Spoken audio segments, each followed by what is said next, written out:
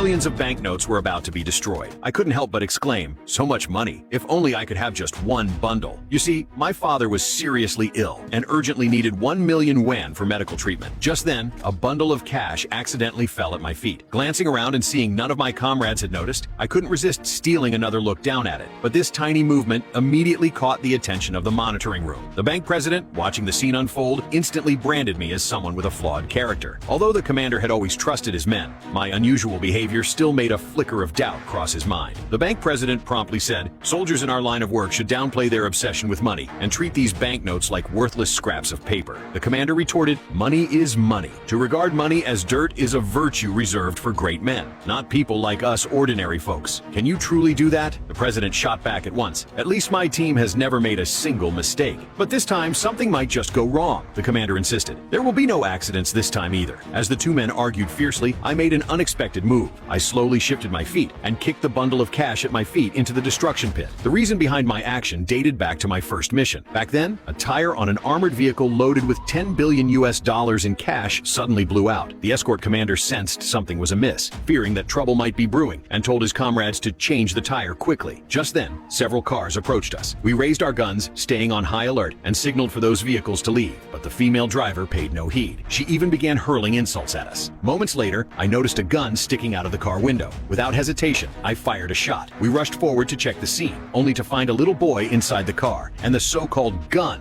was just a toy. The female driver screamed, demanding an explanation for what had happened. I knew I was in big trouble now. Just then, a drone flew overhead. The commander immediately ordered the sniper to shoot it down. One gunshot later, the drone crashed to the ground. The female driver was terrified and scrambled back into her car. The commander ordered the entire convoy to set off at once. But we hadn't traveled far when we were stopped by a group of policemen. Sensing that something was off, the commander immediately told us to stay on high alert. He got out of the vehicle right away to verify the situation with the policeman. The policeman claimed this was just a routine vehicle inspection carried out in accordance with superior orders. However, the commander suspected that these so-called policemen might be imposters, so he asked to see their credentials. The policemen pulled out their identification papers from their pockets unhurriedly. The commander examined the papers and then glanced at the policeman, finding nothing out of the ordinary. He had no choice but to tell the policeman that these armored vehicles had already been registered, and they could only conduct an inspection if they had a search warrant issued by headquarters. But the policeman had no intention of letting us pass. The commander immediately ordered the special forces to get ready for combat. At the moment when both sides were locked in a stalemate, the policemen realized that we had the numerical advantage, so they made a concession and stepped aside to let us go. Though the convoy managed to evade this inspection, we hadn't gone far when the road ahead was blocked by two trucks. One of my comrades got out to check what was going on, only to be suddenly attacked from behind by robbers who had been lying in ambush. The commander tried calling him over the walkie-talkie, but got no response. He immediately realized that something terrible had happened. All the armed policemen quickly jumped out of the vehicles and entered a combat-ready state. Just then, the robbers took our comrade hostage, threatening us to drop our weapons immediately. In this critical moment, several policemen arrived at the scene in their cars, pointing their guns at the robbers. But just as the commander let his guard down, they suddenly turned around and aimed their guns at his head. The commander realized that these fake policemen were in cahoots with the robbers, so he pretended to surrender. Then, in a swift move, he snatched the gun from the fake policeman's waist and kicked another one away. Seeing this, the rest of my comrades quickly launched a counterattack. We soon subdued the fake policeman. Unexpectedly, at that moment, our superior officers arrived at the scene. They explained that this had all been an impromptu drill, designed to test the commander's ability to respond to such an emergency situation.